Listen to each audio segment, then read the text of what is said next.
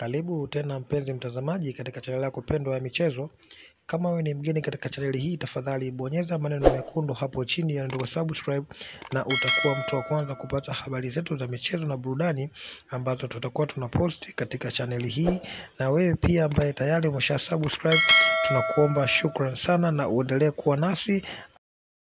Klabu ya Young African imefanikiwa kumuuza aliyekuwa kiungo wao mshambuliaji Stefan Aziz Ki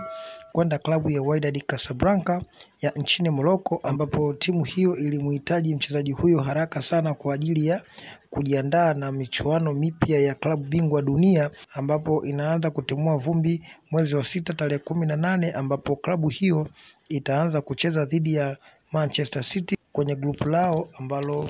wamepangiwa grupu lenye timu kama Juventus, Wydad Casablanca, ambapo michuano hiyo itafanyika nchini Marekani. Habari za uhakika zinaaminika ni kwamba klabu ya Young African imepokea kiasi cha shilingi bilioni 2